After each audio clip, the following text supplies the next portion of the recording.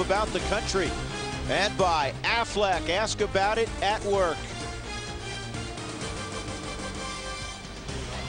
On a cool, mostly clear night at Coors Field, the Rockies ready to go. Game 2 of the journey that is 162 games, a marathon of sorts. And the first pitch from Jeff Francis tonight to Stephen Drew in there for strike one. Jeff Francis, the club leader in victories the last 2 years.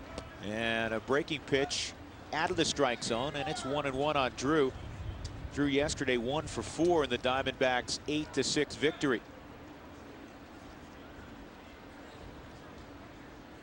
Rookie out of Florida State, and the fastball up and away. And George, one of the big keys for every pitcher, but particularly for a guy like Francis, who's not going to blow you away with velocity, is to hit his spots. Well, there's no question. You got to throw strikes, and in spring training, that's one thing he concerned himself with. Just 2 walks in 22 2/3 innings in spring training. Pounding the strike zone, being able to throw the breaking ball when behind in the count. And again, that's guys without the fastball that's in the low to mid 90s where it throw it right by you. It's a guy that knows how to pitch. Took something off there, and it's lifted to center field. Easy play for Willie Taveras, 1 out. Let's take a look at Bob Melvin's lineup tonight. He is going to consistently shake things up because he does not have a set lineup. Stephen Drew again will lead it off. Connor Jackson hit down in the lineup yesterday. He's in the 2-hole today. Mostly cleanup last year. Hudson again in the 3-hole. Burns goes from 2 to 4. Hairston in that 5 spot. Chad Tracy drops from 4 to 6. Chris Young, Chris Snyder the same as yesterday. And then a good hitting pitcher, as George pointed out a few moments ago in the pregame show, Levon Hernandez. So here is Connor Jackson. Fastball on the outer half, and it's a strike.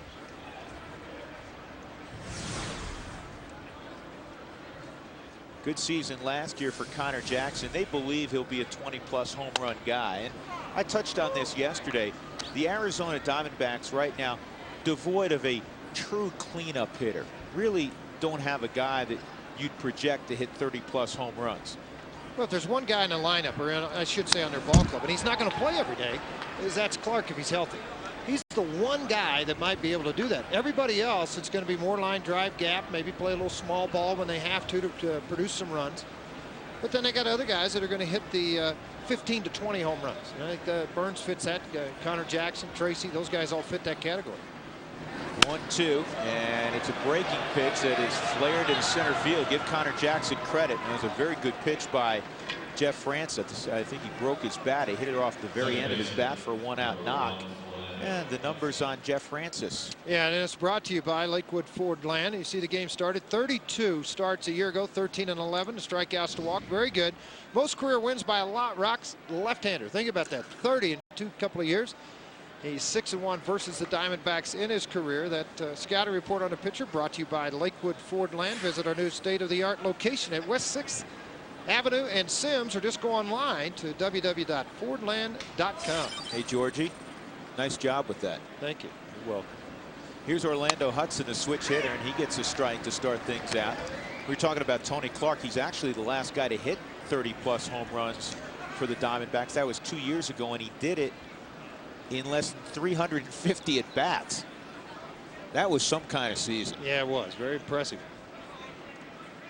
At first base, Connor Jackson. He's more of a station-to-station runner. He's not going to take off and run frequently. Hudson tardy with the swing. There's that deception, George, with the fastball. Well, deception, and you think, and the scouting report will tell you that when he gets ahead in the count, a lot of times he wants to drop the curveball into the back area right down here with the curveball. This time he goes back fastball, not in the location he wanted, up in the zone, elevated with movement, and got it by him pretty easily. 0-2 on Hudson, who had 3 knocks yesterday. Showed him the fastball again. It's 1-2. As a catcher, I think you need to recognize early in a ball game. You've asked 2 times in a row to bring the fastball in. If he's having difficulty getting there, then you got to go to plan B. If that's sinker away, if it's a curveball in the dirt, whatever it may be. If your pitcher just all of a sudden today just does not have the ability to do that, there's the slider on that back foot we were just talking about for the first strikeout of the game and the first strikeout of 2007 for Jeff Francis. And just what we were trying to explain earlier. See, here's that hard slider but the location of it down and on the outer part of the plate and let it drive back to the middle. Here are the gloves, George, behind Jeff Francis today. In the outfield, Holiday, Taveras, Brad Hopp again. 26 outfield assists the last couple of years for Hopp. First, along with Jeff Francoeur of the Braves. Atkins, Tulowitzki, left side. Matsui Helton, right side. And the rookie, Chris Iannetta, behind the plate. 2 outs, and Eric Burns. And Burns hits one in the air to fairly deep left field. Playable, we believe it is. Middle of the track. Matt Holliday, the catch. That's all for the Diamondbacks. Rockies with the bats when we return to Coors Field. Well, tonight is Email the Booth night. Email your questions and comments live during the game. We'll get to as many of them as we can. Brought to you all season long by our friends at Office Liquidators. We thank them for the 2nd straight year for taking care of us on Tuesday night with Email the Booth. There's Jamie Quirk. Q is been a manager as a fill-in on 14 occasions. This will be number 15. Here's the lineup tonight. Same as yesterday on opening day. Willie Taveras up front, then Matsui, Atkins, Helton, Holiday, Hopp, Tulowitzki, and Iannetta, and then Jeff Francis. And all of that brought to you by Southwest Airlines. And Livan Hernandez, 13-13 last year with a 4.83 ERA, is set to go. Rockies got a couple of runs in the first inning yesterday on a 2-out bases loaded single from Brad Hopp. Here's the 0-1 to Willie, and he's behind 0-2. Willie had a tough day. His debut with the Rockies started out nicely. He walked and stole a base in the first inning and would score a run, but after that he had 4 punch outs and failed to get a bunt down late in the ball game. Hernandez, George, has about 18 different pitches. 18 different pitches from 4 different angles, and he'll give it to you everywhere. Here's one off the end of the bat that will get into center field. Speed on board. Yep, good job by Willie Taveras. Now 4 for 8 in his career against Livan Hernandez. So a nice start for Willie. His first hit in a Rockies uniform.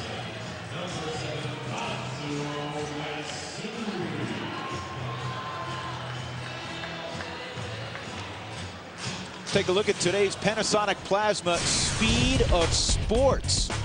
This is yesterday, George. Rockies are going to see a lot of this. Willie taking off, and he easily swipes second base. Our Panasonic Plasma Speed of Sports. And here's another guy who can run up top in Kaz Matsui. Well, I mentioned in spring training, I think it's important, too, that they get a little bit of a sign language going between the two of them, that when Taveras thinks he's going to be able to get the jump, when he's anticipating to go, take the pitch, swing over the top of the ball, fake a bunt, do what you can to help him out in stealing that base. And there's so many ways a pitcher, George, will try to slow the running game down. You're a big proponent of just holding the baseball there. You saw Livan step off the bat. Well, one of the best base stealers in a game, right behind Ricky Henderson. Lou Brock told me one time, he said the thing that bothered him more than anything else is for a pitcher to hold the ball on the mound. That stuck in my mind forever. I mean, you know, I met as a teammate in '78. Hold the baseball. They get fidgety. They start to move around a little bit. They don't get comfortable because you don't give them the rhythm that they're looking for to steal that base. Livan, a veteran guy, has been around a long time. Obviously, talked about that in spring training. Struggled 1-2 with a 13.06 earned run average. If it's a young kid, he's probably back in AAA. But a veteran that he is, a winner of 13 games a year ago, really no concern on the Diamondbacks' part. Thinking 2 on Matsui, and it's down in the dirt. Snyder kept it in front and then reacted very quickly. No, you have to. Because what happens as a good base runner will look in, and as soon as he anticipates the ball in the dirt, he may take those 1 or 2 steps. And if the ball darts far enough away from a catcher, then he'll take that gamble to try to outrun it. He blocked the ball, and he just flew up out behind it. Watch, as soon as that ball pops out in front of him, he's on top of it. No chance for Taveras. But as a catcher, you don't know that. Willie was leaning, and he just did get the hand back in. You know, people forget how good an athlete Hernandez on the mound is. I mean, very quick move over to the first base side. Yeah, I'm not sure he got it back in. You know what? That was, we'll say it was very, very close. How about that? Is that diplomatic? Hey, the guy over there in that blue suit said he was safe, so I'm going to believe him. That's right. Paul Schreiber, our first base umpire. Willie takes off, pitches away, no throw from Snyder, stolen base number 2. Boy, it's fun to watch. I'm telling you, it's a blast to watch guys who can flat out run like that. Well, they just outrun the baseball. I mean, they outrun the pop time of a catcher, which is how long it takes him to catch and throw. You get catchers to have to speed everything up. They're trying to get the correct grip, and Snyder didn't get it. Yeah, that allowed him just to eat the baseball. And for Taveras, you see it head down going straight into the bag, and then the quick slide pop-up at second base. Third year now for Willie Taveras. He's beginning his third year. He's now 70 of 90 in his career swiping bases, a success rate of 78%. 75% is generally thought of as, you know, a good percentage. So he is above that. And you know what? He's a pup still. I mean, he's learning pitchers' moves. He's learning how to read them. That percentage figures to go up here during his prime running years. Well, Matsui needs to get this ball to the right side, not like that, not up in the air. I mean, it becomes not an RBI situation for Matsui, but it just sacrifice the body and get the runner advanced to third. We'll look at Hernandez's numbers on the year, brought to you by Lakewood Ford Land. The games pitched 34 last year. He started a record of 13-13, an ERA of 4.83. 9 straight years of 30 starts. Guess what, guys? There's only 2 other guys that have been there, Maddox and Glavine, that have done that. One of 3 number 1s on this team. I consider obviously Brandon Webb, Johnson, and I also think of Hernandez. All of that was brought to you by Lakewood Ford Land. Visit our new state-of-the-art location at West 6th Avenue in Sims, or just go online with www.fordland.com. Tough opening day at the plate for Garrett Atkins. His last time up, he ripped the ball toward the gap, but Scotty Hairston was positioned perfectly in left center field. So Garrett ended up 0 for 5, 0 for 10 on 2 opening days. But the damage he does after opening day is extraordinary. RBI out there for Atkins. They picked a second, and it's a close play, but Rob Drake indicated the hand was on the bag before the tag by Orlando Hudson. Well, a lot of times shortstops will get in the way of your path getting back to the bag, and then all of a sudden Hudson, being a second baseman, came over and straddled the catch and then just tried to do a quick slap tag on it. George, I thought you made a great point a few moments ago. He's a big man, Hernandez, 6'2", 245 pounds. That pitch is up, but he's a very good athlete. You saw the quick feet. Well, quick feet. He's a good hitter. He's a good fielder. He handles the position well. I mean, that's why he was a number 1 when you looked at Montreal and he went over to D.C., where he was a number 1 there too with the Nationals. I mean, he is a number 1 type guy because of everything he brings to the club, not just his arm. 1 out. Willie Taveras out there, ground ball toward the hole, and it's cut off by Chad Tracy, and he'll throw out Garrett Atkins. 2 outs. That'll bring Helton to the plate. And let's check the defensive alignment tonight for Arizona. Against Scott Hairston in left field. Chris Young, the rookie, in center field. Eric Burns is in right field. Tracy and Drew, Hudson and Jackson in the infield. Chris Snyder is behind the plate. Steve and Drew got almost a half a season worth of Major League experience last year. Both teams with very young shortstops, but 2 of the top prospects in the game in Stephen Drew and Troy Tulowitzki, and I'm not limiting it to just the shortstop position. I can tell you right now, Fernandez pitches to Helton, and he's going to be nuts. I don't care what part of the game you're in. Helton, 529, 2 home runs in his career, 27 for 51. I referenced that earlier. Those are Little League type numbers, and I would be surprised if he got a strike. This is one of those deals that you see so frequently where they line up and they go through the machinations of pitching to a hitter, but they're never going to throw anything close to the plate. You know, it's Stan Williams, pitching coach for a long time with the Yankees. Then he went on. He's been a pitching coach in Seattle. He's been an advanced scout. He said, you know, why do you want to mess around with throwing 4 balls off the zone and screw up and throw 1 and they hit it a mile? So just go ahead and drill the guy and put him on first. Cut down on your walks. He doesn't hit you. It's all over with. Well, it's easy. You know, again, it's only 14 at bats, but Matt Holliday, 3 for 14 behind him. Against Ivan Hernandez. Well, I mean, I'm really surprised they're even pitching to him. I mean, if they get to 3-0, they may not pitch to him. I mean, there's a ball right on the outside corner that he was able to cut back over that corner for strike 1. Highest earned run average at Coors Field. He's got one of them, the guy on the hill, Yes, Ivan he does. Hernandez. We'll show you the list in a moment. 2 balls and a strike. And that catches the inside corner. Todd looks back at home plate umpire Fielden Colgrith. He's trying to think back. I mean, what did the ball do? I mean, Todd thinks that ball's low, but Snyder gets the strike. But watch the arm extend and let the ball stay up into the strike zone versus going down on the overhead. You can tell it catches that inside corner enough to be called a strike. 3-2. Amazing how it changed when it went to 2-1. All of a sudden, he started to pitch to him a little bit. He changed speeds, and then he came back inside with the fastball versus trying to avoid the whole confrontation of Helton.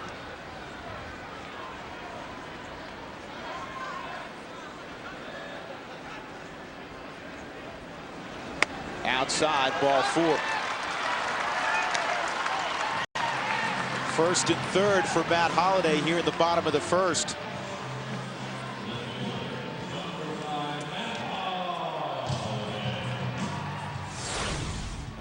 Pitch by pitch to Todd Helton. You look at this first pitch fastball way out of the zone, not going to handle anything with that. Then he went to the breaking ball, cutter to that outside corner, then inside corner with a changeup. He says, all right, I'm going to try to bust you inside and try to get you out. But it was high and not into the strike zone, and then well out of the zone for the walk. So first and third now with Holliday up, right on right. And the first pitch out of the strike zone to Matt.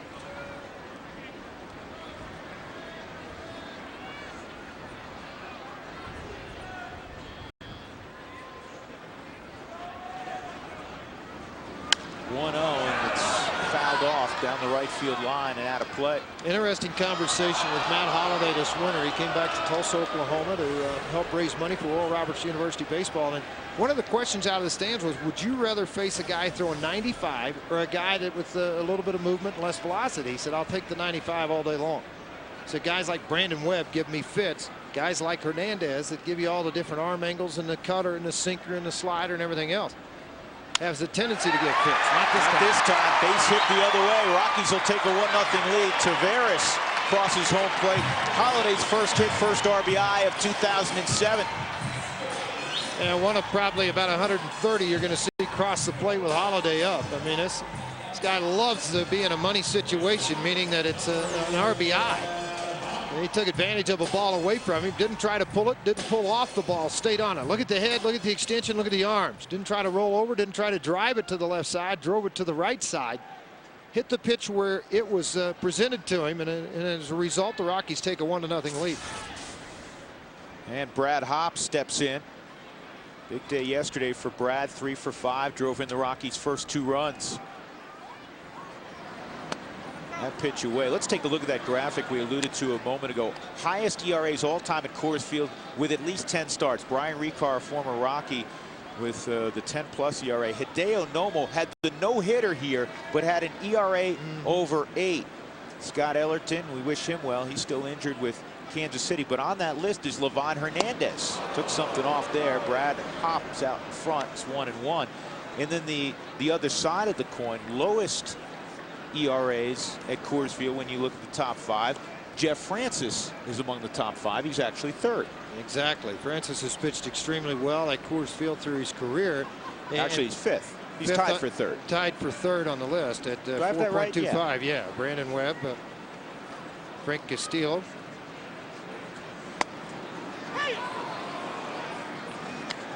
One and 2, and the top ERA at Coors Field with 10+ starts is the former Brave and the current Met, Tom Glavine, who's sitting on 291 wins. Yeah, that's one reason that people felt like maybe a soft tosser or a couple of them in this rotation might have success here because of what Glavine has done.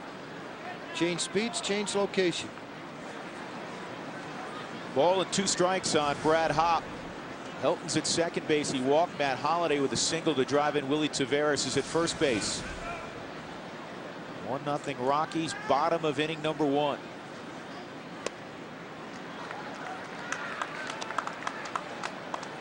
Talk about a workhorse. Livan Hernandez with 9 straight years of at least 30 starts. In 8 of 9 years, he's thrown more than 200 innings. And the 1 year he did not, he threw 199 2/3. Well, there's only been 2 other guys that have done that, and that was Glavine and Maddox. Yeah. That was a foul tip and hit the dirt, so Hopp's alive. By the way, Glavine with 291 wins. He'll be the next one to jump on that 300 bandwagon, I would think. Randy's at what, 288? Johnson. How many wins Johnson got? It's 280. I think is he's it 280 short, George. It's 20 short. And they hope to have him back in the big leagues making a start around April 18th or April 19th. And that'll be right after the Rockies leave Phoenix. 2-2.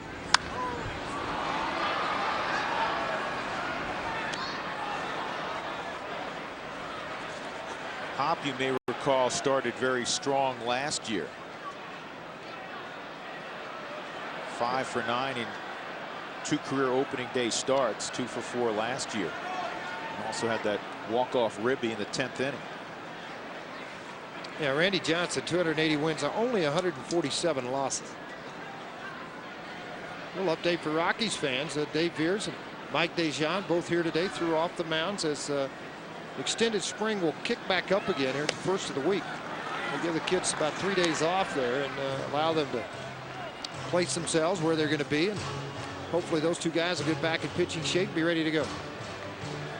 George, yesterday Brandon Webb 37 bullets in the first inning. The Rockies had him out of there after 5. Now Hernandez can throw 130, 150 pitches, but he's on 28 right now here in the first. Yeah, but and again, it's very early in the year. You catch this in July, you don't get alarmed. But 28 pitches exactly. I mean, you get this extended a little bit farther. Maybe you can get into that bullpen again. Inside, ball 4, and they're loaded up for the kid, Troy Tulowitzki. Bob Melvin was talking about that before the game, and probably every manager in baseball has said the same thing in the opening 48 hours of the season. Early on, you're not going to extend a starting pitcher much above 90 pitches. I mean, it would be very unusual. Yesterday, Ben Sheets was on. He threw 102 pitches in a 2-hit complete game, but you're not going to send a guy out there like it's the middle of July and let him throw 115, 120. Yeah, but I think Sheets only faced 29 batters yesterday in 9 innings. I mean, the 2 over the minimum, that's pretty good. There's a strike to Tulowitzki. Tulo yesterday, single and a double in 5 trips. At 22 years of age, the second youngest position player for the Rockies in their history. The only younger, Roberto Mejia. Remember him? Honestly, no. Well, you know what? I remember him because the Rockies touted him as a guy that was going to be a big star, a slugging second baseman. And it, unfortunately for Roberto, did not work out that way. And where is he now? Can't tell you. 0-2's fouled back. I thought he went to Japan for a while. I may be wrong on that, but I mean, this is years ago now. This is more than a decade ago.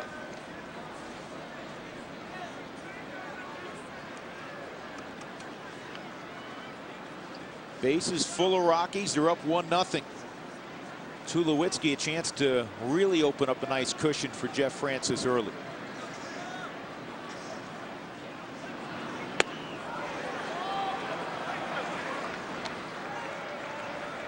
You know, a lot of pitchers have one swing and miss pitch.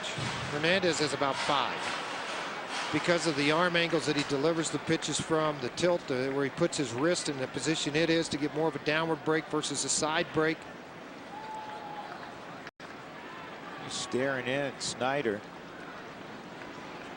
Here we go again. And he fooled him with a 60. breaking pitch. I was going to say, George, that had to be below 70. It was almost below 60. Rockies get a run. 6. Nice start for the Rockies. They get a run in the bottom of the first inning. Upstairs with George Frazier, I'm Drew Goodman. Jeff Francis, a little cushion. There was a little cushion for him. We'd like to see a little more there, but Levanto's the wiffle ball curveball at 60 miles an hour. I mean, 60, come on, that's not even fair. That is unfair. Hey, we have our first email question of the season. Tuesday night all year will be Email the Booth, brought to you by Office Liquidators. Matt up in Sheridan, Wyoming writes, will Clint Barmas and Corey Sullivan come up from Colorado Springs anytime soon? Clint Barmas is down working on getting the stroke back. Corey Sullivan, to his credit, really swung the bat, George, well during spring training. But the Rockies now have Tavares and Steve Finley in center field. And Tulowitzki, assuming he plays well, is going to be a fixture at shortstop, it looks like. It just gives you an idea of the progress of the Rockies farm system, because Clint Barmes and Corey Sullivan, in my mind, are both major league players, but right now there's traffic in front of them. Well, and the way you got to handle that, if you are Barmes and Sullivan, there is scouts in the stands every single night, and that's where you've got to go down and play your way out of that situation. And I think there's probably 5, maybe 6 ball clubs that would like to have both of those players on their rosters at the big leagues right now, but they're not a match for the Rockies as far as trade possibilities. So, I mean, you know, you just got to go down and play every single day like it's the last game of your life, and people will take notice of that, and you know what? Things will straighten out for you. And knowing those two guys, that is how they will approach things. Obviously, a huge disappointment not to be in the big leagues after both have been up the last couple of years. I mean, think about that. You're starting center fielder, you're starting shortstop, both in the minor leagues because they've been beaten out. Here's the 1-0 to Tracy. Good pitch. Got in his kitchen. Popped up behind second. Tulowitzki with range makes the catch. And Hairston will return to first base. Jeff Francis, George, has an understanding of how to pitch at this level beyond his years and beyond his experience. Well, he knows how to give it, you know, push the pedal and give it a little gas, slam on the brakes. I mean, he knows how to slow the game down and bring it back to what he's trying to accomplish. I think that's probably the biggest thing that he has learned more than anything else. How to pitch backwards when you need to. In other words, folks, throw a changeup, a curveball. Whoop, here's the fastball, and blow it by people. I mean, he has become a pitcher, and I think that's a huge credit to himself personally on the developmental level. And I think because he hadn't changed a lot of things. I mean, when you're as polished as Jeff, Bob can go out there, Apodaca, and say, "Are you tilting a little bit? You're starting to wrap the front side too much," and he knows how to correct it immediately. Well, a lot of the other guys fight through those problems. Here's Dak. Rockies up 1-0. Chris Young at the plate with an 0-1 count. And that pitch misses. It's a ball and a strike on Young, who was one of 12 Diamondbacks who enjoyed their first big league opening day yesterday. This is a great kid, a former Chicago White Sox draftee out of Bel Air High School in Bel Air, Texas, a suburb of Houston. And that hit him. Hit the umpire, too. Got everybody. So that'll push Hairston to second base. And it'll bring up Chris Snyder.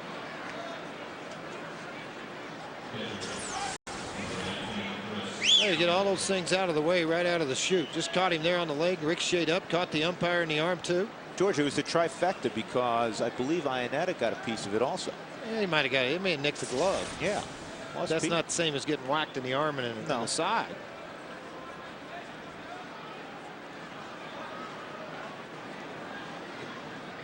So Snyder, the catcher up there, double play candidate. He's gotten a lot of pub, particularly in print, and we've mentioned it on a number of occasions with Jeff Francis the last year or so, the fact that he's added a two-seam fastball or a sinker. One of the things he's also added is a bit of a slider. He throws the curveball, but we've seen the slider also from Jeff Francis, and that's not a pitch he really had when he came up from the minor leagues. Well, you know, the thing is with the slider, all you have to do is get off to the side of the baseball, just cut a little bit and get tilt on it and just give him another look. That's basically what he's done. I mean, you're with the 8-hole hitter right now, Snyder, but the guy in the on-deck circle, your 9-hole hitter, Livan Hernandez, can swing the bat. And that's low, and now Jeff has created a problem for himself. 3-0 on Snyder with runners at first and second. 1 out in the top of the second inning. Livan getting his bat ready and also engaged in a conversation that is, I guess, humorous.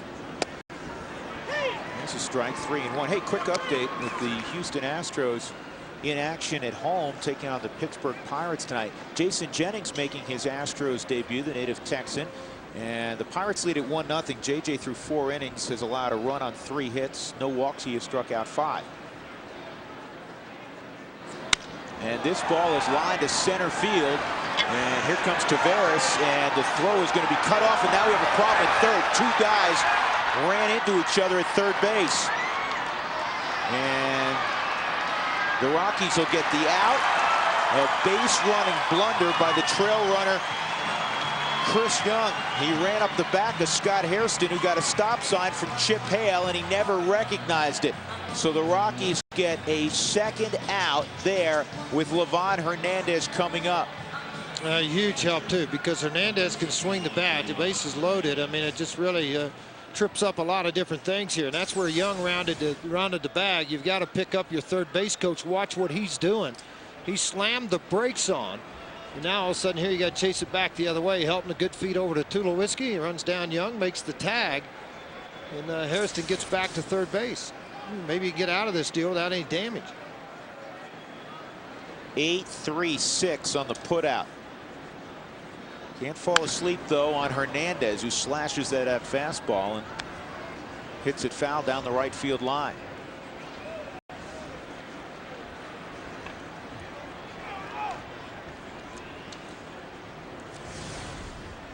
Livan last year hit .206 with a home run and 6 RBIs. Career .234 with 8 home runs and 68 driven in.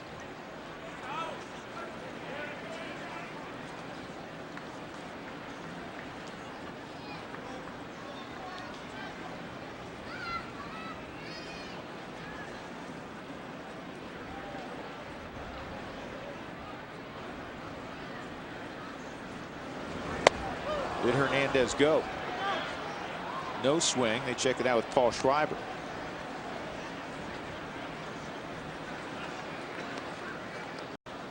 Livan Hernandez from Havana, Cuba. Half-brother of Orlando Hernandez, better known as El Duque. 1-1, big swing and a miss. France is such a student of the game. There is no way in the world he would be unaware of the fact that Hernandez is a good hitting pitcher. Well, this is a high fastball just up above in the zone to Hernandez. Just didn't catch up to it.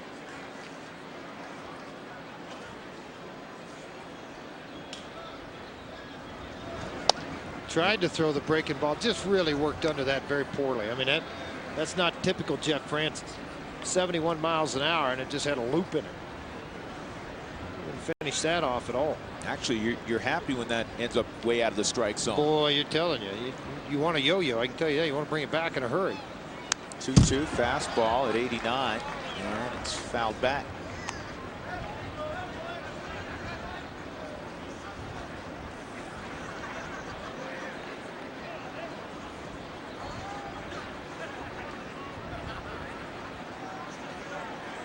First and third situation with 2 outs. Hairston at third, Snyder at first. Got him. Took something off. And Jeff Francis works out of a jam in the second inning.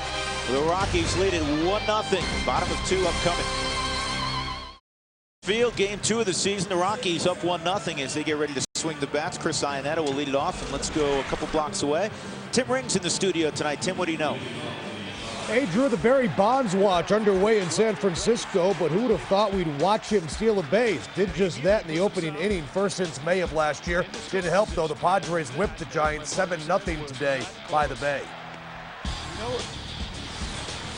All right, Tim, thanks much. You know what's pretty scary for me is the fact that Barry Bonds, first of all, hit 7 home runs during the spring and limited bats, so he's as good as he's been as Chris Iannetta steps in. He says his knees feel better than they have in quite some time. He looked good going first to second there. Yeah, I mean, you know what, he's got to prove. I think he wants to prove a point too, because the Giants, quite frankly, were in a situation where they said, you know, you're going to have to play some games. This ball hit hard. This ball is over the head of Scott Hairston. Short hops the wall. Chris Iannetta digging for 2 bags. A double for the Rockies rookie catcher. Well, how nice is that? Tell you what, when you think you can forget about the bottom of the lineup, last night 6 for 14 in the ball game, and then all of a sudden you're thinking, all right, I'm at the 8-hole hitter, I get a pitcher up next, and you got that fastball, and he just smoked it 340 feet out in the left field, out over the head of Hairston, and a leadoff double. Now you got a little work to do. Francis has got to get him over. George, it's so hard to find good receiving catchers, much less catchers that are good catch and throw guys but also hit. Iannetta could be the full package. This is a career .303 hitter. Yeah, I mean, the Rockies have never had that full package. Yeah, and that's a great bunt. This could be a big problem. Francis just out at first base. Great bunt by Jeff Francis, so he does his job. Ionetta at third base with one out. Hey, you want to kill the ball out front, but yet put enough roll on it that it gets out into that grass area, he just dies, and that's exactly what happened. Hernandez couldn't come get the baseball. And Francis hustled up the line, almost had a bunt single.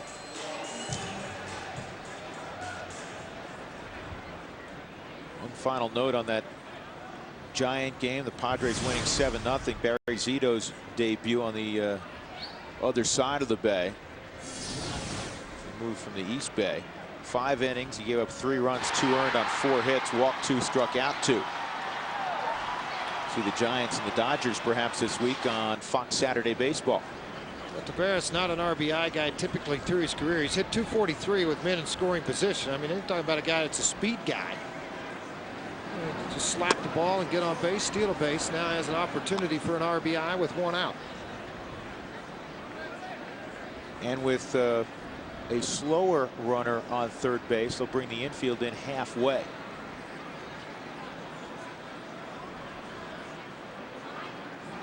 Willie, base hit. Oh, it's grabbed. Oh my goodness, what a play by Stephen Drew.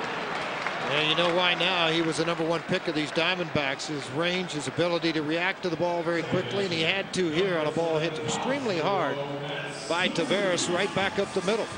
It had base hit written all over it back up the middle. When this ball left the bat, I didn't think there was any opportunity at all. 1-step dive, the timing met the leather, and the throw to first base. Remember that play. That saves a run. Now Kaz Matsui. Boy, Willie hit a rocket. How did Drew make that play? Yeah, just a good athlete. There's a few of them in his family. You think? 3 #1s. How about that? Big brother's a pitcher, drafted #1. He says, all right, you guys outdo that. Okay, well, I'm #1. No, you outdo that. Well, I'm #1 too. Well, I got picked higher than all you guys. It's really extraordinary. Oh, tell me about it. JD now with the new even richer deal in Boston than the one he had in LA. Well, how many guys walk away from $33 million for 3 years and end up with $75 million over 5? It's a good deal. You can cut it any way you want to. It's a good deal. Yes, that is a good deal. 2-0 on Kaz Matsui. Rockies trying to collect their 2nd run. Really pulled off that ball. And you can tell that in his front shoulders and his head. And Levon just sunk the ball down and away from him.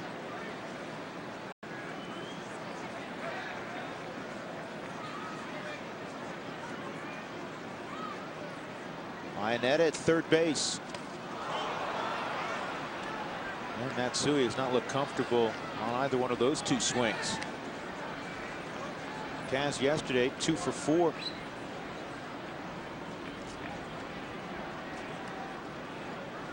Did not hit a home run though in his first plate appearance for the first time in his career. He'd done that 3 straight years. A Major League Baseball record.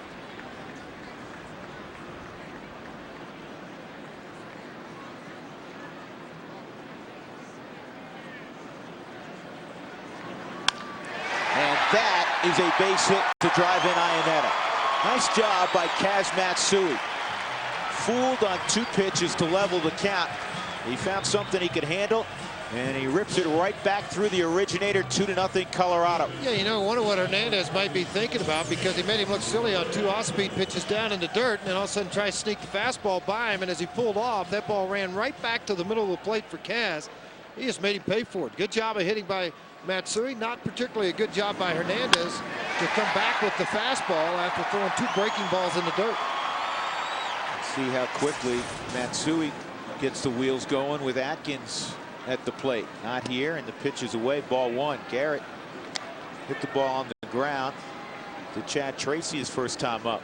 45 pitches in this game. They're not through the 2nd yet for Hernandez.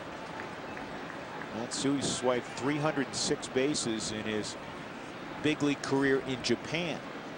He's got 30 here in the United States. not going, and the off-speed pitch is in for a strike. Curveball at 64 miles an hour. The out pitch to Tulowitzki, and then on a 1-0 count, he came back with it here to Atkins.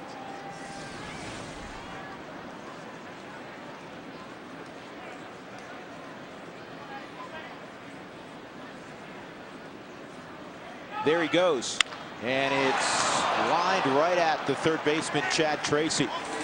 In the inning, the Rockies produced another run. Iannetta doubles, brought around by Matsui. Caps all the highlights from tonight's game next on the FSN Live Shetty postgame report.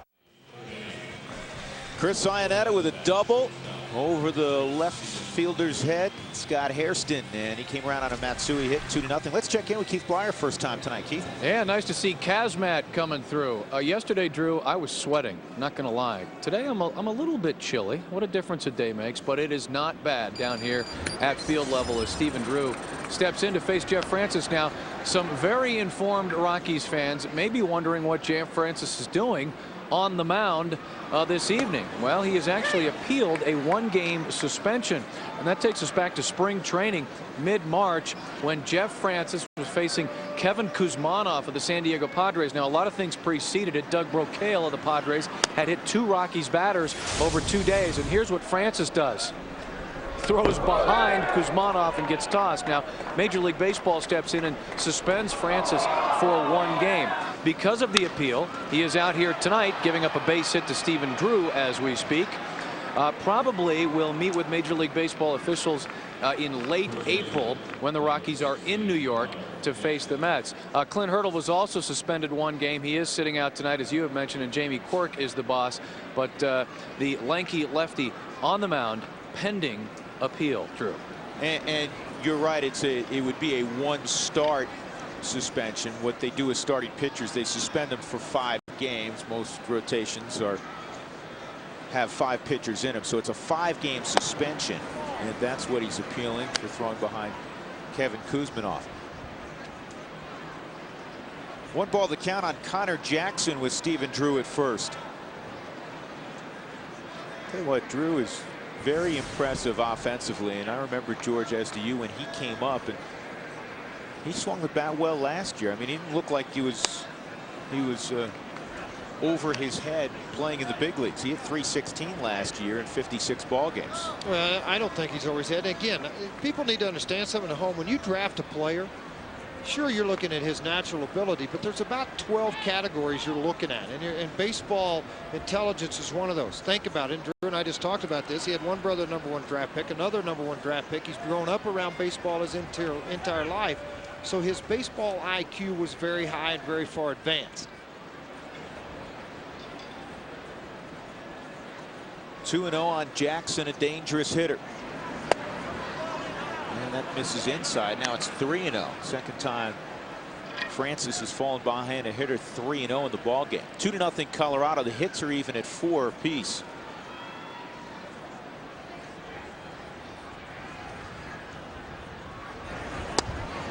Three and 1. 17 career home runs for Connor Jackson, a product of Cal Berkeley. 3 have come against Jeff Francis.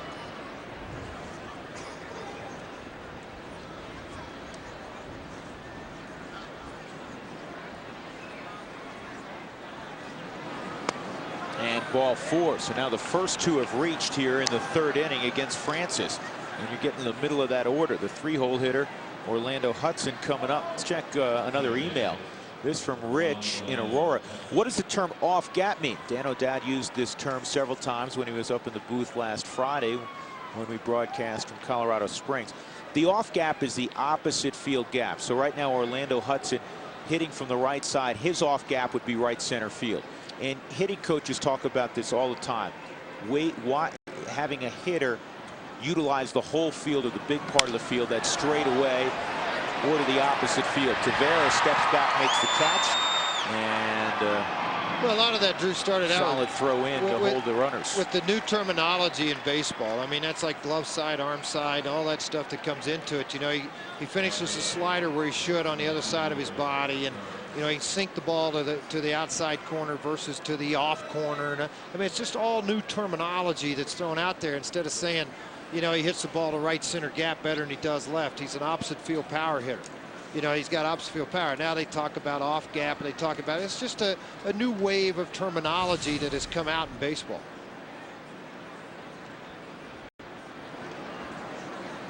A year ago, Eric Burns with 26 home runs, 25 stolen bases. He led the Diamondbacks in both of those categories a year ago.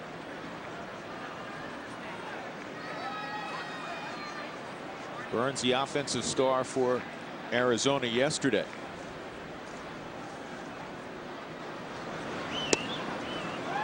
This is where you earn your money as a front-end starter, getting the big outs. Yesterday, Eric Burns, that was in the first inning, third inning. He ripped a double to straightaway center field, but the biggest hit in the 8th inning against the Troy Hawkins, behind the count 1-2. He got a pitch he could handle, a fastball up and away, and he drove it to right center field to drive in 2. The Rockies had a 6-5 lead. Change up down low, and it's 2-0 on Burns.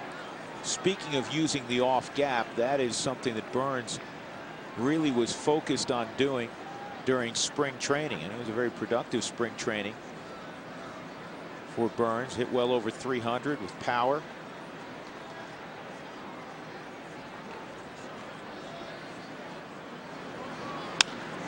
Good pitch. Francis beat him on a 2-0 fastball. Coming on is Hawk. Look out, he dropped the baseball. And they could get a force out at third. They will. That one worked out okay. That should be Willie Taveras' baseball, George, in center field. And maybe still the newness, even though they played together all March out there. That's got to be the center fielder's ball. He's the one that controls strings in the outfield. Well, he should. And again, you're going to look at it again here from high home. Maybe we can get a better look at who might have had a shot at this ball, because as you can see right now, no hop. Where is he? I mean, he's all the way over in right field. Here's a ball hit. Kaz Matsui's going to go back on it. He's got to clear out of the way and then hop. I mean, you know, even though the ball's out in front of him, nobody's going to steal. I mean, it's a fielder's choice. 9.65 is how you're going to have to record it. I'm going to get out of the inning if this stays in here. Iannetta is going to have a tough play. Helton doesn't see it. Good job for Iannetta. Hairston on a foul pop-up to the catcher. 2 men reach. The first 2, in fact, the Rockies wiggle out of it. 2-0, they lead. Sports Buddy. Learn more about this at denversportsbuddies.com and visit Freeway 4th, I-25 in Evans, where a loaded 05 Explorer is just $15,900. Become a sports buddy and change a kid's life. With George Frazier and Keith Blyer, I'm Drew Goodman. Todd Helton steps in. There's a couple of Bronco fans. Congratulations to the Broncos. Got Dre Bly signed up. Pretty good cornerbacks now. Champ Bailey and Dre Bly. There was not a better pair in the game.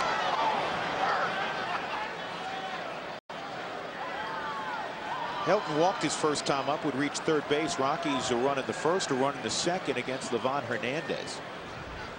This trend continues, George. The Rockies will score 9 tonight. No, they'll score 8 because they'll have the lead and they won't need the bottom. You almost threw out our first Yogiism. Yeah, line drive, gloved by Tracy. Man, they're throwing bullets at Tracy. Atkins ripped one at Tracy last inning. It's all about reaction. I mean, with Helton, you're thinking pull hitter, but they're throwing him away, and that ball's curving away, and it was tattooed. Nice play by Tracy.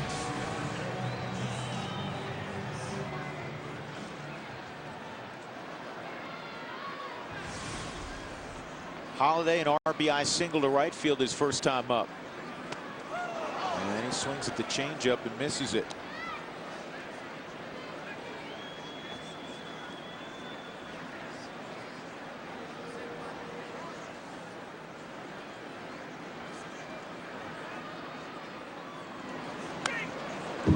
Waited on that, fouled it back. And if you have a break in your windshield, take it to Elite Auto Glass, #1 for more than one reason.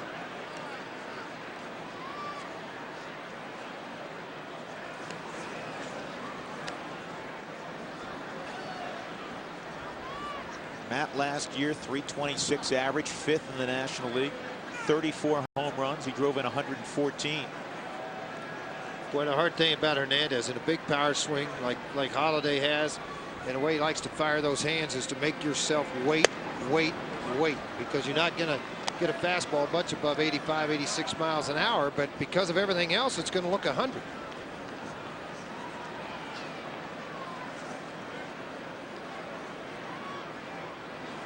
Here's the 1-2. And Matt pulls it foul. Check another email. This from Lauren in Golden, Colorado. Is there any chance Ryan Spilborghs will make it back to the team this season? I think without question. And people who've listened to our broadcast the last couple of years know I'm a huge Ryan Spilborghs fan. I just think he's a quality baseball player all the way around. Because you're good at bat, has some gap power, good outfielder, could play all 3 outfield spots. He'll be up at some point. Well, it's like Clint said, it was one of the toughest decisions they had to make, and Steve Finley, because of his experience and left-handed bat, Baker's power, and being out of options, really he was just hemmed in. There was nothing else they could do with him, and he did everything possible to make this ball club, and probably on any other year would have made this team. 2-2. Outside 3-2. George, again, it's further evidence. Now, the wins have to come at the big league level. People are tired of hearing about how great the farm system is and how many guys it's produced. You have to win up here. The Rockies know that to a man. They know that in the front office. They know that with their ownership group. But it's, again, another example of how deep they are. They have big leaguers playing AAA baseball right now. Holiday just missed this. He can't see it either. I mean, truly, he has both arms out. It got up above, and it's light sky right now. I mean, it's got a little bit of clouds coming in. The blue sky, it got up in the air, and Harrison's like, uh-oh, where'd this one go? And was able to locate it in about 25 feet from the fence, about 2 grains from being a souvenir. Brad Hopp yesterday had 3 hits. It all began in the first inning. Behind in the count, a single with the bases loaded to drive in 2 runs. Then in the 4th inning, another base hit for Brad Hopp. And in the 5th, he wasn't done. He was one of the few against Brandon Webb who was able to hit line drives and not ground balls. Good play by Chad Tracy. Had a couple of them in that inning. 1-2-3 inning for Livan Hernandez. Rockies 2, Diamondbacks nothing. The Diamondbacks would have the big hits late in the ball game. They prevailed 8-6, but it is always a special day. Diamondbacks, by the way, broke a 3-game losing streak on opening day with that victory. We go to the top of the 4th inning. Rockies shutting out Arizona so far tonight 2-0 behind Jeff Francis. It'll be Tracy, Chris Young, and Chris Snyder. Chad Tracy last year struggled against left-handed pitching. He hit just .231. One of the reasons his average was down 26 points last year. 27 points from the previous season. He still hit a solid .281, but in 05 he hit .308.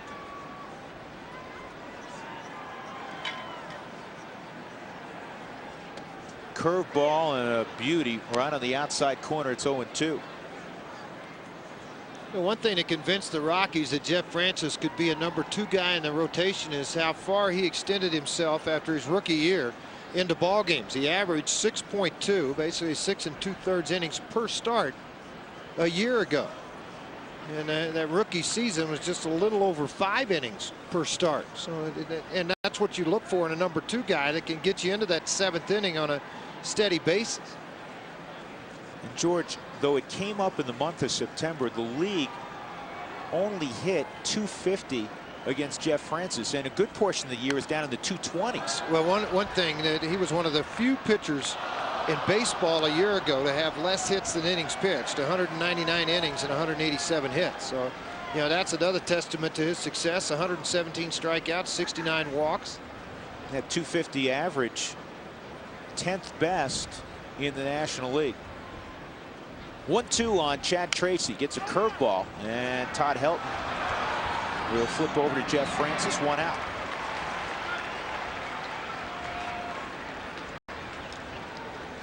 Because the Rockies have so many ground ball type pitchers, they ask Mark Razum, their outstanding groundskeeper, to keep the grass a little higher in that infield, a little thicker. No, it only makes sense. Detroit did it that way for years with all their pitchers, and then also with the Chicago Cubs at Wrigley Field. It's like trying to drive a ball through the forest. So, I mean, it just helps you out. It helps you defensively. And line drive hitters, power hitters, it's not going to affect them as much as it will maybe a speed team that comes into this ballpark, but it sure gives an advantage to your infield. Chris Young hit by a pitch his first time up. And it's 2-0 on Young. Ball strike ratio, or the strike ball ratio, not what Jeff Francis is looking for so far in the game. 53 pitches, 30 strikes, 23 balls. When he's on, he's patting the zone a little more than that. And this is a little comebacker. Jeff will throw out Chris Young, 2 gone. Last year, Wins for Kids raised over $50,000 for the Children's Hospital and the Prater-Willi Foundation. This year, with your continued support, Wins for Kids can be an even bigger success. Join the cause by pledging whatever dollar amount you feel comfortable with. Log on to ColoradoRockies.com for more information, because when the Rockies win, the kids win as well. 2 outs for Chris Snyder.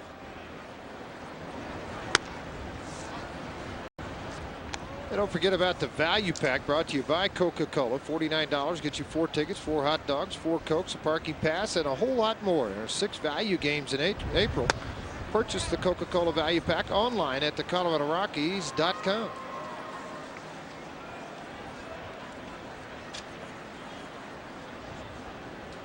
$2-0 on Snyder, who singled his first time up. And this is a 2-hopper at Garrett Atkins.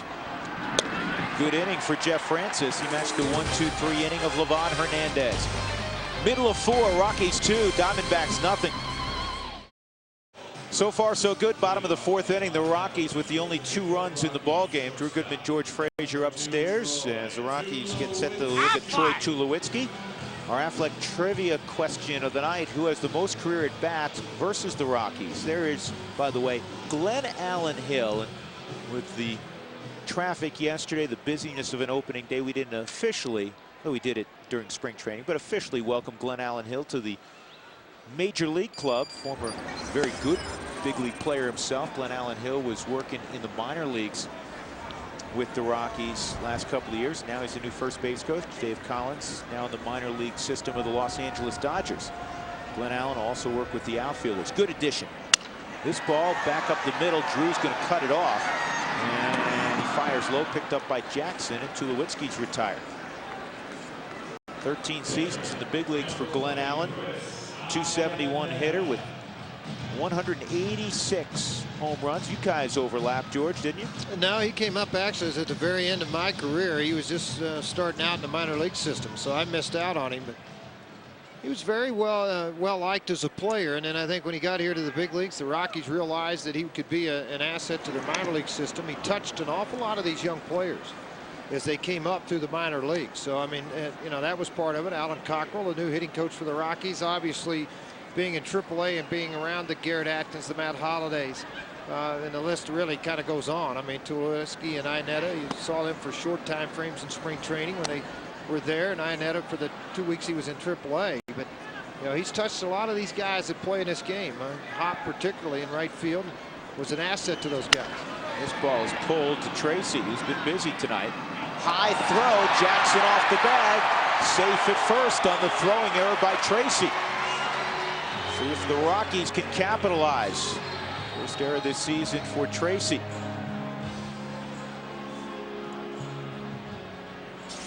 Yeah, really on a ground ball, had plenty of time to collect himself. It hit rather hard, but still, you can see it collect, get underneath, and then just let go of the ball too soon. That ball airmailed up over the head of Connor Jackson. He's able to jump and get it, but the throw just takes him totally off the bag. He doesn't have a shot at all to get Iannetta. Sack bunt again coming up from Jeff Francis. Pulled the bunt back, ball 1. How about Alan Cockrell? Like Todd Helton, he's a former Tennessee quarterback. In fact, he was a third-team All-American as a quarterback for the University of Tennessee. Told this story during spring training. He had some opportunities to play in the NFL. In fact, even after his baseball career had begun, he was called at one point by the Atlanta Falcons. They were looking for a backup quarterback, and he went down and worked out with them, and he ended up staying in baseball. But Alan Cockrell, obviously a very gifted athlete. Yeah, #1 pick with the Giants. Yeah, he completed 56% of his career passes at Tennessee, 26 touchdowns, threw for just under 4,000 yards. He held Tennessee's single-season records for a while in completions, attempts, and passing yards when he left after his junior year because of baseball. You don't see too many starting quarterbacks in the SEC say, yep, I'm done after my junior year, but of course he went the baseball route. But leaving, you're a third-team All-American. Yeah. I mean, it's not like, I mean, being in that conference is huge, too. I mean, it's just like Todd Helton, see you later. I mean, first-round draft pick, I'm going to go play baseball. Yep. Todd started some in Tennessee as a quarterback before that guy Manning took over when Todd got hurt. Ground ball back to Hernandez. This could be 2, and it will be. In the inning, there was an error by Chad Tracy. No harm done to the Diamondbacks. Rockies lead it 2-0. We're off to the 5th inning. Time for our Taco Bell game reset. First inning, Rockies got a run against Livan Hernandez. A 2-out base hit the other way from Matt Holliday. Scored Willie Taveras, who had singled. And then in the second inning, Rockies catch a break. Chris Snyder with the base hit. Chris Young runs up the back of Scott Hairston. Oops. Rockies get him hung up. They get the out. And then Jeff Francis would retire the side without Arizona scoring. Then another 2-out base hit. This from Kaz Matsui on a 2-2 pitch. And Chris Iannetta, who had doubled, scored. You're up to date. 2-0 Colorado. And then in the 5th inning, we'll see Livan Hernandez to lead things off for Arizona. Lee Tinsley's the first base coach of the Arizona Diamondbacks, and at third base is Chip Hale. They have a new bench coach this year, George. He's a guy that everybody in baseball knows and I'm sure remembers particularly fondly if you're a Dodger fan, and that is Kirk Gibson. Yeah, a long-time Detroit Tiger, too, in '84 when he won a World Championship, and then again the big home run off Dennis Eckersley in the World Series. He's one of the all-time, there's Gibby, he's one of the all-time tough guys in the last 30 years in this game. You will play the game right if you're around him very long, I can tell you that. And I speak from a personal experience on a ground ball hit up the right side. Now, Kenny Kaiser, the ex-umpire, that was the ex-wrestler and all that, was umpiring. Yeah. And it plays at first. Bob Watson, who was our first baseman, flips it to me, and as I hit the bag, Gibby hit me right on the heel. At the same time, and Kaiser goes, safe. I said, safe? How can he be safe? He goes, because he beat you. And I said, did he? And I showed him the back of my leg, and I looked down, and I went, uh-oh. And my whole leg is just solid blood, where he had just ripped through the sanitary, cut my heel up and everything else. Well, I saw Gibby like, I don't know, a month later. I say, dude, take the inside of the bag next time. He goes, get out of the way next time. I mean, you know, it was just kind of an interchange to give you the impression of what he was really like as a player. Well, he played baseball with a football mentality, and he was a tremendous wide receiver and a big one at Michigan State, and had NFL opportunities also. We're talking about Cockrell's NFL opportunities. Gibson had the same deal. Tremendous athlete. 1 out on the punch out of Livan Hernandez. That's the 3rd punch out for Jeff Francis, and a tough out now, and Stephen Drew's 1 for 2 in the game.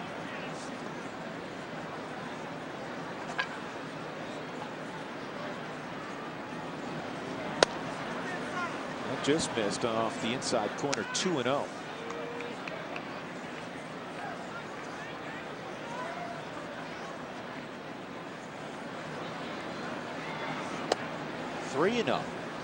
Check another email.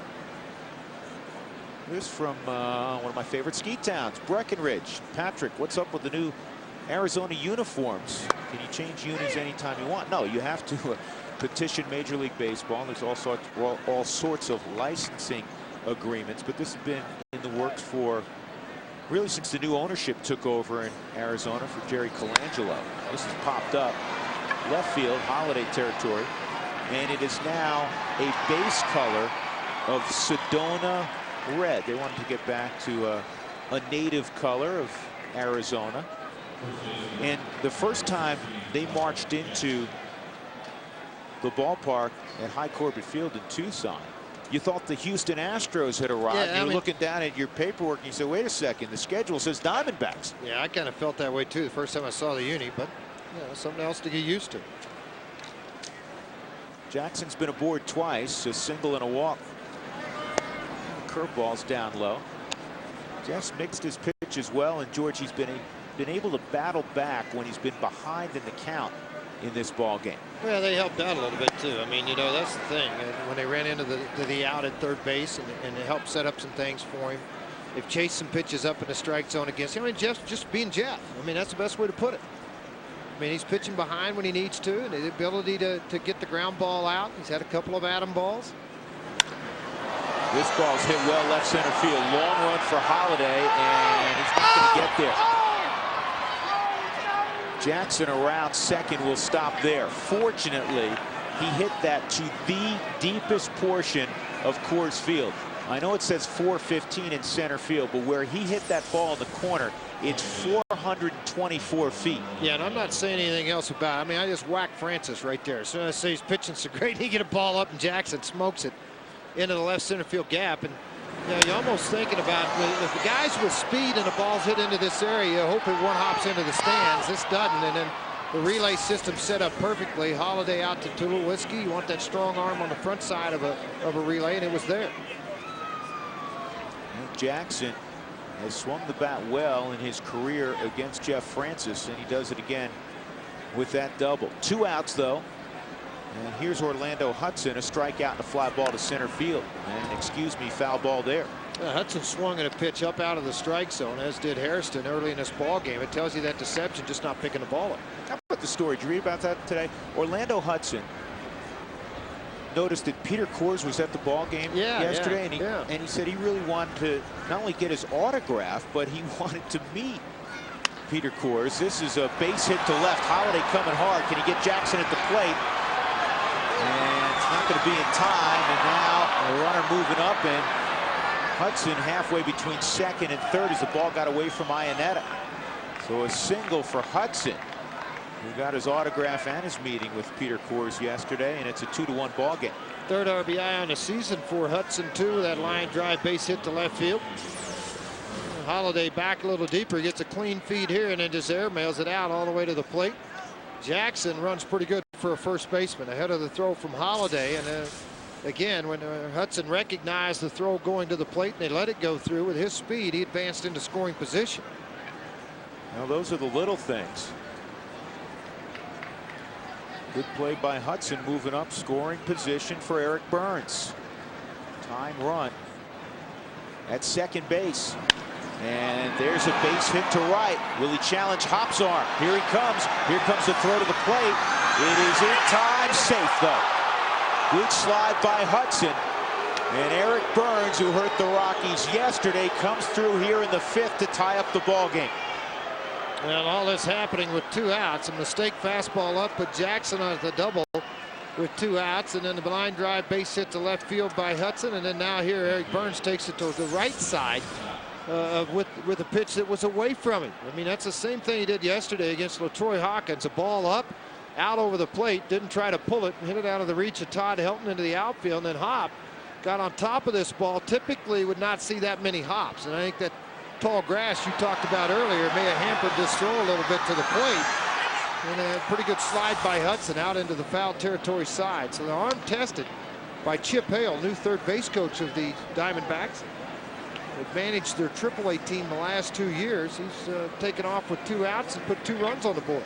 I know if you ask Brad Hop after the ball game, though, that was perfectly on line.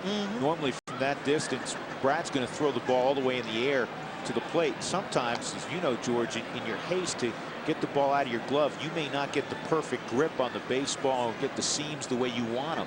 Yeah, but you know, the velocity on that was there until it hit the grass. I mean, it was he was behind it and threw it. It just caught too much grass out front. That second hop when it hit the grass really decreased the speed of the ball into Iannetta.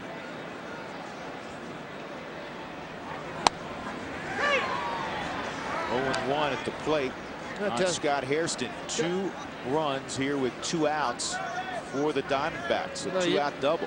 We mentioned it's not going to be power, but it's going to be gap power, and it's going to be a guy that can hit a double, and then all of a sudden the singles, and then the speed comes into the game. Yep. They didn't hit a home run yesterday. 0-2 on Scott Hairston. Pitch count right where you want it, George. Yeah, you look at now, all of a sudden we talked about that strike ball ratio. It's getting a lot better now, 44-30, but 74 pitches in the ball game.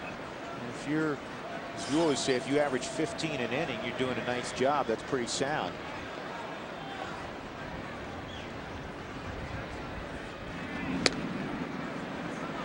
Well, what people don't take into account, and think about this, if it takes a guy 50 pitches to warm up for a ball game, he pitches 7 innings, that's another 56 warm-up tosses, and he throws 100 pitches in the ball game. I mean, he's throwing 206 pitches to get through 7 innings basically for that day, and that's why there's 4 days off in between those starts. It's not just the pitch count in the game, it's the pitch count total, what they keep track of. I mean, regardless in your warm-up tosses, even if it's at 50%, it's still 8 throws. I mean, it's 8 more out of your system that maybe you use down the road a little bit.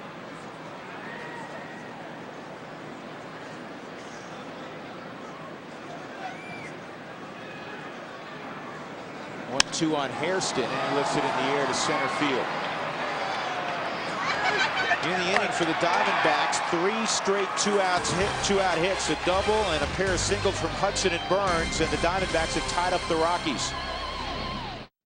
For the 5th inning, 2-2, Rockies and Arizona tied. To the studio again we go in Tim Ring. Tim? Hey, Drew, remember that guy on the mound right there? Jason Jennings, the Rockies' all-time wins leader, making his Astros debut tonight. Pretty good, too. Struck out 7, gave up only 5 hits, left after 6, with his club up 2-1. Well, good for Jason Jennings. A nice debut in Houston, the native son.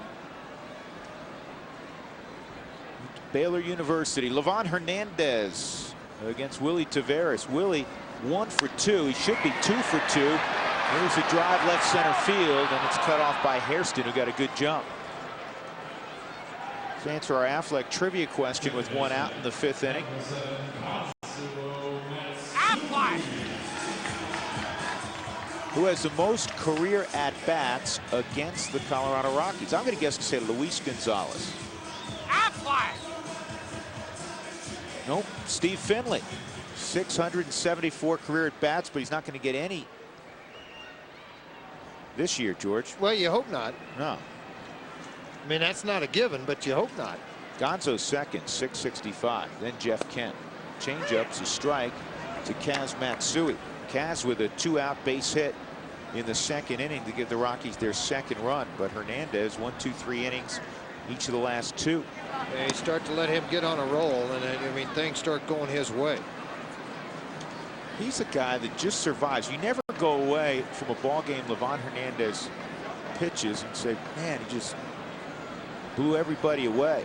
Well, he does. I mean, he's one of those guys give you the comfortable 0 for 4. He's a Tommy John style guy. He's an El Duque. And, sharply hit. Jackson knocks it down. Foot race. Out at first base. Matsui just stared at Paul Schreiber for a moment.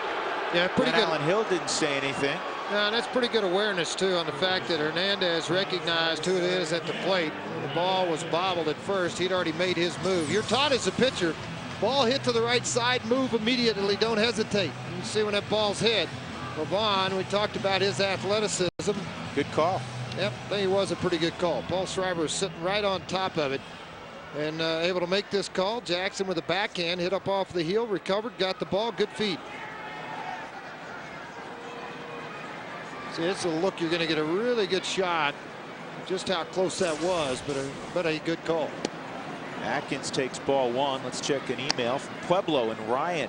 Have the Rockies had a better 1-2 punch at the top of the lineup in their history as Taveras and Matsui project to be? Well, I think the key is what they project to be, and you have to be really excited about the possibilities. Willie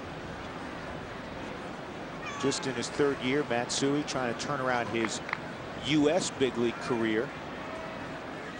And I like the possibilities. Rockies never had this much speed. This is right back at Hernandez. And Garrett Atkins is retired. 9, make it 10 straight, set down now by Livan Hernandez. 2-2 ball game. 2-2, top of inning number 6. Chad Tracy 0 for 2 against Jeff Francis. And on the inside corner, just below the letters. They never call the letters a strike anymore. 0-1. Yeah, see, I don't understand that. I mean, I don't care what the rule book says. I mean, you throw a ball in the letters, it's a ball. It's really a strike zone, George. No, from the knees to the belt. Yeah, I mean, don't even bring up that letters thing. No, it's knees to the belt.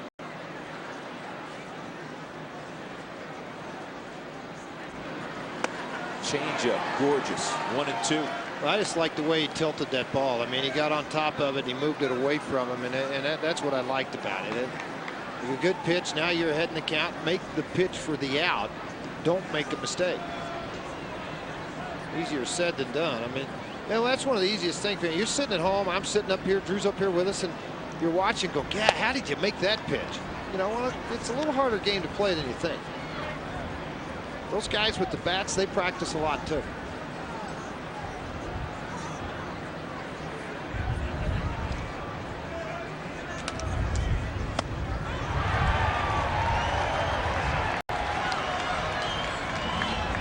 So Jeff Francis strikes out Chad Tracy, his 4th strikeout of the ball game. Let's check an email question from Philip in Littleton. How many years left does Francis have on his contract, and could he become our franchise pitcher? Well, he just signed in the offseason. He's got 4 more years. Yeah, he just signed a 4-year deal, and maybe for 5. more than $13 million, and the Rockies have an option for a 5th year. So Jeff's going to be a Rocky for quite some time in all likelihood. There's a good-looking curveball. Strike on Chris Young, hit by a pitch and a little comebacker. Well, and a lot of people thought in baseball, you know, you sold yourself out short. You know, why didn't you stick around and wait through an arbitration year, do all those kind of things? Well, you know what? Jeff's a pretty simple guy. And he was pretty happy with the money. And he said, hey, I kind of like what's out here, and I like where I'm at. And I want to finish here, and I want to play here. And, you know, it's a refreshing to kind of hear that from a player, too. And it was something that Dan O'Dowd stepped forward and made the offer, and they backed it up. Jeff and his wife have embraced Denver. They make their home here now. A pitch in the dirt, 1-2.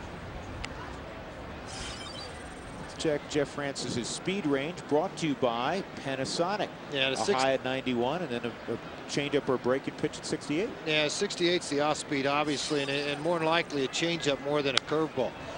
He got him out front, popped up short left field. Tulowitzki way out, and Holliday will call him off, and in foul ground, he makes the catch. Yeah, good job by Matt Holliday, too, to get over in front of that thing and make a play and just get Tulowitzki out of it. He's running towards the baseball. Tulowitzki going away from the area and with his head up, and it's an outfielder's job. I mean, you know, your infielder's going to go till he hears the outfielder say, I got it, and when he says he's got it, he needs to spin and get out of the way.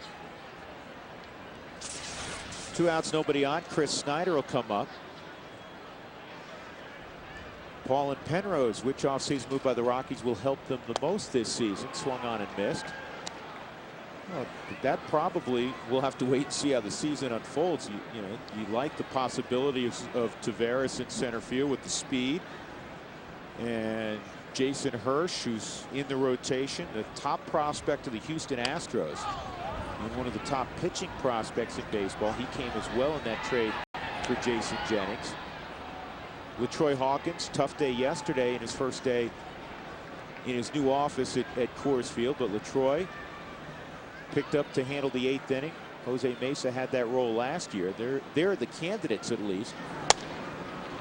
We'll see how it plays out. You know, don't forget the 2 kids, Iannetta and Tulowitzki, and they're both in, George, such important defensive spots. Your catcher, your shortstop. Well, you think about it, going up the middle. I mean, catching short and even in center field, Taveras, when it comes to experience at the big league level, and Taveras has a little bit more with 2 years, but very young, but so far so good. I mean, they're exceptional athletes. Part of it is, too, the reason they are advanced as much as they are, not only with their athleticism, but also because of the programs they came from. I mean, Billy Smith took Tulowitzki out of Long Beach State, a prominent baseball school, and then Iannetta out of North Carolina. And as you know, North Carolina's pretty good. 3-2 with 2 outs on Snyder. Just missed. And that'll bring up Livan Hernandez.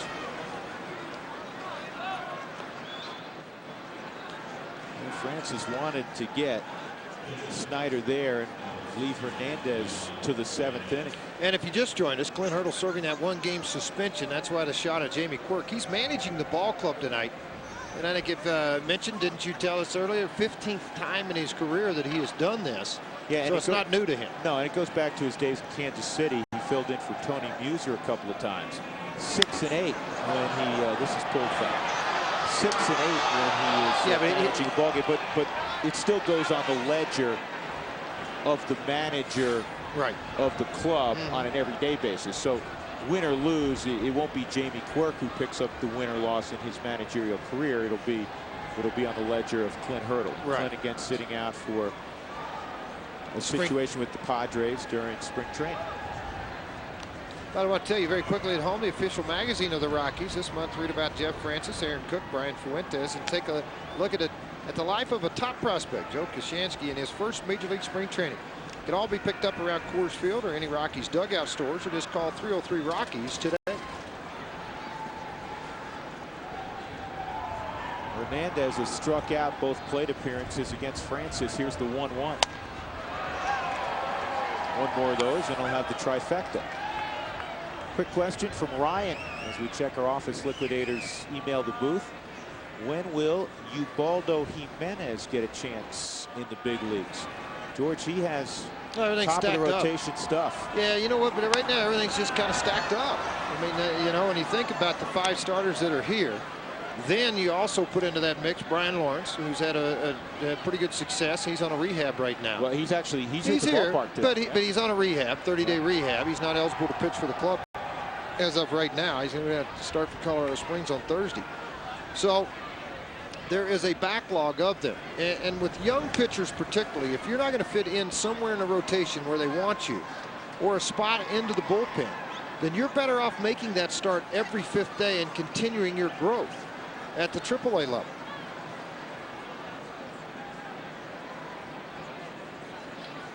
The Rockies have depth they like. That just puts pressure, additional pressure on the guys in the rotation to get the job done. Here's the 2-2, and it's fouled back by Hernandez again. That's the 97th pitch by Jeff Francis. You reflect back on an earlier conversation. This time of the year, you don't see pitchers oftentimes go much above 90, 95, 100 pitches. So again, it is a strong possibility this will be all for Francis, assuming he can get out of this inning.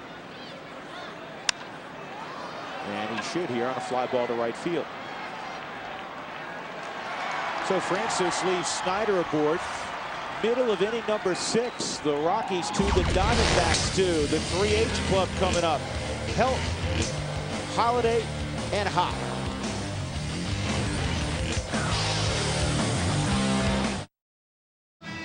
Two apiece in this ball game as we go to the bottom of the 6th inning.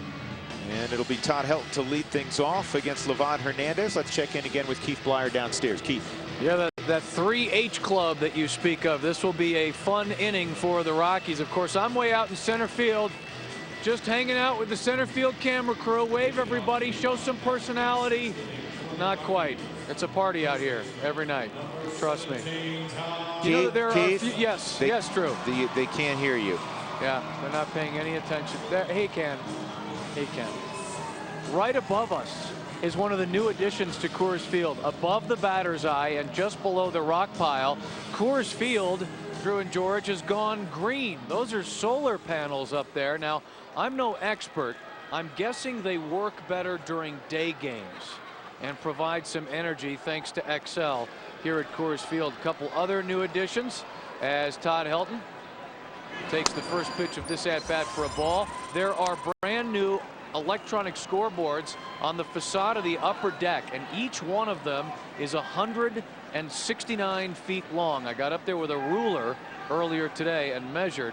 That's how I know. The final addition to Coors Field, it's worth mentioning here, all of the food is now being cooked with trans-hydrogenated oil. I don't know what that means, but the vendor told me I can eat 4 chili cheese dogs as Helton drives one for a rather loud out to left field and not gain any weight. So each night, I'm gonna go nuts. What do you think? Keith, who told you that? The vendor right over here. Yeah, the guy selling them? He lied to you. Oh. Is that the guy with the 48-inch waist? Yeah, and he should have told me that 3 chili cheese dogs ago. Right. Darn. Nice additions, though, to Coors Field. That same vendor sold up, gentlemen, some nachos. One out. Here's Holiday. It's a healthier oil for you. Are you going to eat healthier this year? I've been eating pretty good lately. Have you? Yeah, I have. I only had 3 eggs over medium instead of 4 today. I had to go by the diner and visit with everybody at the Denver diner today. I have little eggs, bacon, ham, sausage, and 4 eggs over medium. I actually had 3. I didn't lie. I did equal it all out, though, Goody. I had a whole wheat toast. Did you? Nice. Yeah, okay. George's cholesterol level is like it's extremely low. Amazing. That is amazing. Yep. Here's the 1-1 on Holiday, and it's fouled off the plate. Matt's now done that 3 times this year. Hammered his front leg with a baseball on a swing.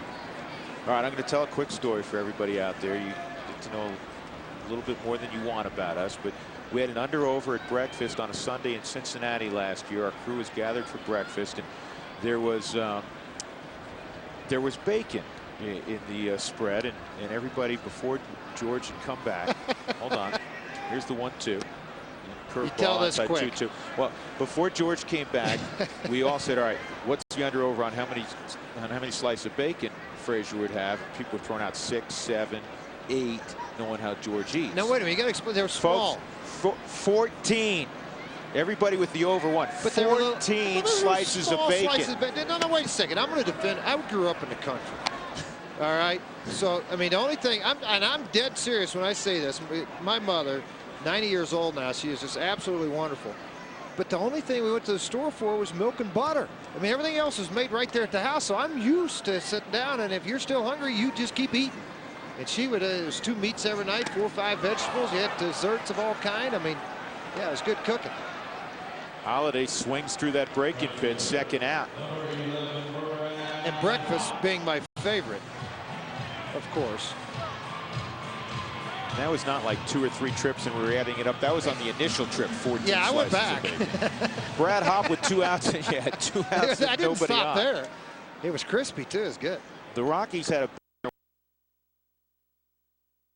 by Chad Tracy. He was erased on a double play ground out by Jeff Francis. Their last base hit, Kaz Matsui's single in the 2nd inning. Hernandez is on a roll. Manny Corpus up in the Rockies bullpen. It looks like he'll throw the 7th. There's the off-speed pitch. And Livan Hernandez doing his thing. And there's Corpus doing his thing to get ready to go. Francis, 2 runs on 7 hits in 6 innings. That's a good performance. Change up for a strike.